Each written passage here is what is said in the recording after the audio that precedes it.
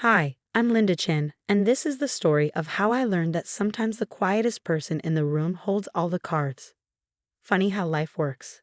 One day, you're being ordered around by your entitled cousins. The next, you're signing their termination papers. But let's start from the beginning. My Aunt Barbara was always the black sheep of the family. While her siblings pursued traditional careers, doctors, lawyers, accountants, she built a tech empire from scratch. Chen Innovations became a multi-billion-dollar company under her leadership, but you'd never guess it from the way she lived. She wore simple clothes, drove a 10-year-old car, and stayed in the same modest house she bought when she first started the company. I was the only one who really knew her. While my cousins, Marcus and Diana, attended elite private schools and flaunted their family name, I spent my weekends at Aunt Barbara's house, learning to code on her old computer. Business isn't about fancy degrees, Linda, she'd say as I struggled through my first program. It's about seeing what others miss. When I was 12, my parents died in a car accident and Aunt Barbara took me in. Relatives whispered that she did it out of guilt, too busy building her empire to help her struggling brother. But I knew better. She saw something in me that no one else did. For 15 years, I worked alongside her, starting from the bottom. While Marcus and Diana partied through college, I was learning every aspect of Chen Innovations, from customer service to product development. They mockingly called me Aunt Barbara's shadow. But I didn't care. I was learning things no business school could teach. Then came the diagnosis: pancreatic cancer, stage 4. She faced it the same way she faced everything else, practically without drama. Linda, she said one evening in her home office, I need you to promise me something. Anything, I replied, fighting back tears. Don't let them know how smart you are. Not until the right moment. She handed me a sealed envelope. This contains everything you need, but timing is everything. You'll know when. I didn't understand then, but I would soon enough. Aunt Barbara passed away quietly in her sleep 3 months later. Her funeral was filled with tech industry elites, but my cousins managed to make it all about themselves. Marcus gave a tearful speech about his beloved aunt, whom he hadn't visited in years. Diana sobbed dramatically for the cameras, clutching her designer handbag. The real drama started at the will reading. The family gathered at Chen Innovations headquarters, Aunt Barbara's siblings, their spouses, Marcus, Diana, and me. Everyone expected the company to go to Marcus, the eldest male heir, with shares distributed among the family. That was how things were traditionally done. Mr. Patterson, the lawyer, cleared his throat and began reading. The first few minutes were standard, small bequests to longtime employees, charitable donations. Then came the bombshell. And to my niece, Linda Chen, I leave my controlling interest in Chen Innovations, comprising 70% of all voting shares. The remaining 30% will be distributed among current employees according to their years of service. Chaos erupted. This is impossible, Marcus shouted, his face turning red. She's just a junior employee. She doesn't even have an MBA. Diana's mascara streaked as she wailed. We're the rightful heirs. She was just the poor orphan Aunt Barbara took in out of pity. Their father, my Uncle James, rose shakily to his feet. There must be some mistake. Barbara wouldn't leave everything to the help. Diana spat. Mr. Patterson remained unfazed. The will is quite clear, and I assure you, your sister was of sound mind when she made these arrangements. He pulled out another document. Furthermore, Miss Linda Chen has been secretly serving as deputy CEO for the past 2 years. All the paperwork is in order. I sat quietly, remembering Aunt Barbara's words. Timing is everything. This wasn't the moment. Not yet. The family meeting that followed was brutal. They gathered at Uncle James' mansion, the same one he bought years ago with money borrowed from Aunt Barbara. I had been invited, but it was clear what my role was supposed to be. Linda, be a dear and serve the coffee, Helen, Marcus's mother, said with a saccharine smile that didn't reach her eyes. That's what you're good at, right? Serving others? I played along, pouring coffee for everyone as they discussed their options, speaking as if I wasn't even in the room. We need to contest the will, Uncle James declared. Barbara wasn't thinking clearly near the end. Obviously, Marcus sneered, not even glancing at me as I refilled his cup. Look at her. She doesn't have what it takes to run a billion-dollar company. She's not even dressed properly. He had a point about my clothes. I wore a simple blouse and slacks, while they were draped in designer labels. What they didn't know was that I owned the building their favorite designer's flagship store operated in. The board will never accept her, Diana added, checking her reflection in her phone. They need someone with proper education, proper connections. I continued serving coffee, silently watching them plot my downfall. Legal challenges, board member alliances, media strategies. They mapped out everything without once addressing me directly. To them, I was furniture, just as I had been all these years. Finally, Uncle James turned to me. Linda, this can be easy or difficult. Sign over the shares to Marcus, and we'll offer you a generous settlement, enough to live comfortably. It's what's best for everyone. I looked at their expectant faces, the same people who had barely acknowledged me at family gatherings, who had mocked my close relationship with Aunt Barbara, who had whispered behind my back that I was just a cherry case.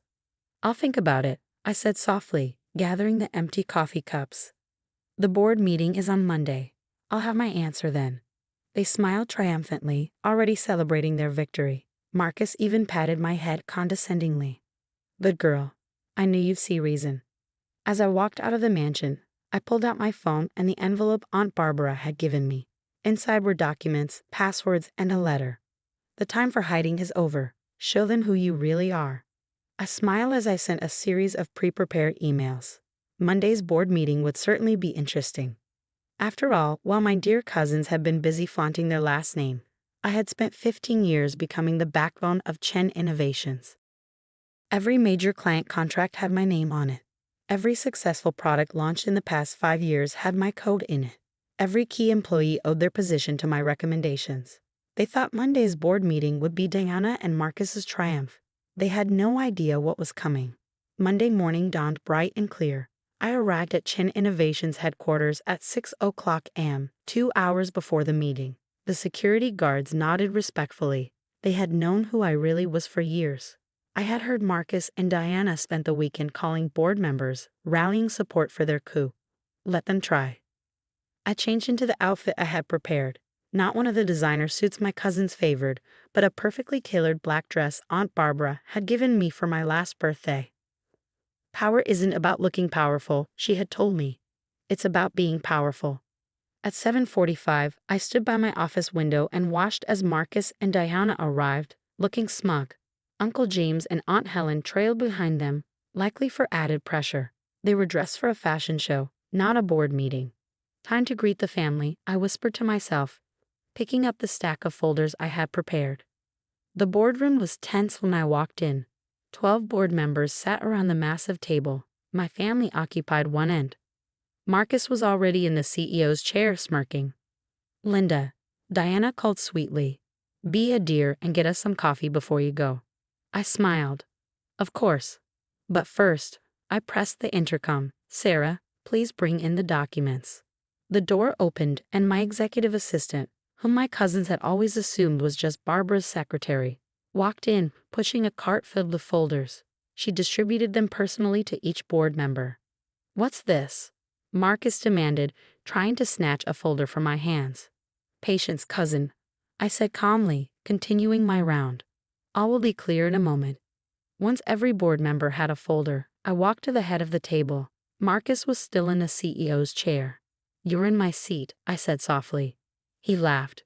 Come on, Linda, we all know. I cut him off, my voice sharp. You are in my seat. Move. Something in my tone made him stand, though he tried to play it off as humor. The board members were flipping through their folders. I saw their expressions change. Ladies and gentlemen of the board, I began. Inside those folders, you'll find several things. First, detailed reports of every major decision made at Chen Innovations over the past 5 years. You'll notice my signature on 90% of them. Those decisions you attributed to others, they were actually mine. Marcus tried to interrupt, but I continued. You'll also find documentation of some interesting financial transactions. Marcus, would you like to explain to the board why $2 million of company funds were used to cover your gambling debts last year? His face turned white. That's confidential. I turned to Diana. Perhaps you'd like to explain the fake consulting firm you set up. The one that billed the company for services never rendered. You can't prove, she stammered. Oh, but I can. I smiled. Aunt Barbara and I documented everything. We let it slide, hoping you'd learn. Grow up. Become responsible. We were wrong. Uncle James stood, his face purple with rage. Now see here.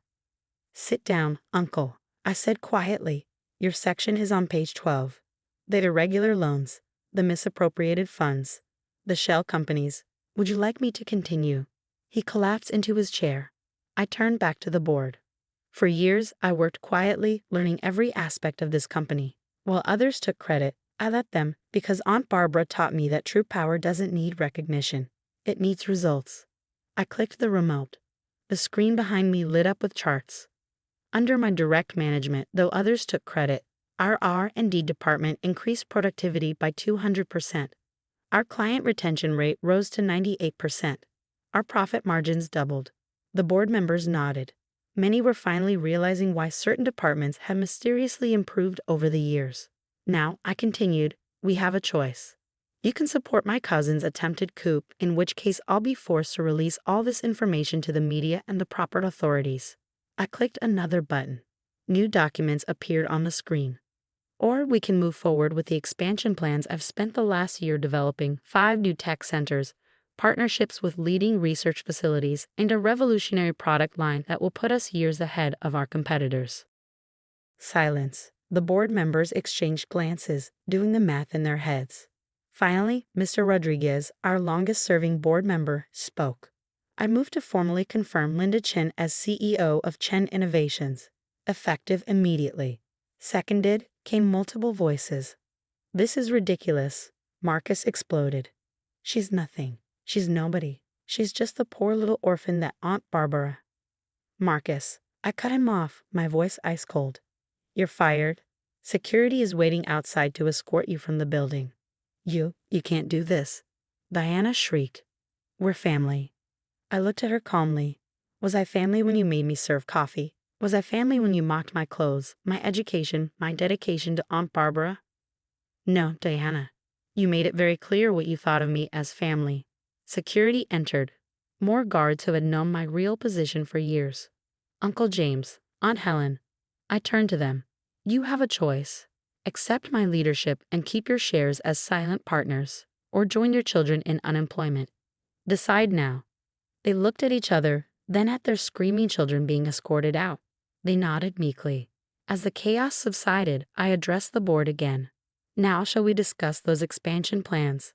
By the end of the day, my position was secure. The expansion was approved. A press release announcing my leadership was already circulating.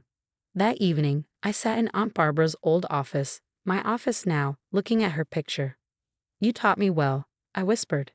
Power isn't about shouting the loudest or wearing the most expensive clothes. It's about patience, knowledge, and timing.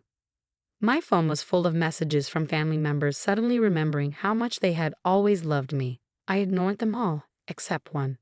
Maria, my aunt's old housekeeper, had sent a simple text. You did good, Miss Linda. Your aunt would be proud.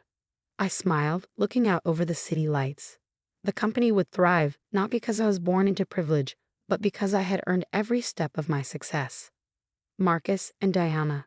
Last I heard, they were trying to start their own company. Good luck to them. They'd finally have to learn what real work meant. As for me, I kept Aunt Barbara's lessons close to my heart. Success isn't about being seen as powerful. It's about being powerful. And sometimes the quietest person in the room is the one you should watch out for. After all, they might just own the room.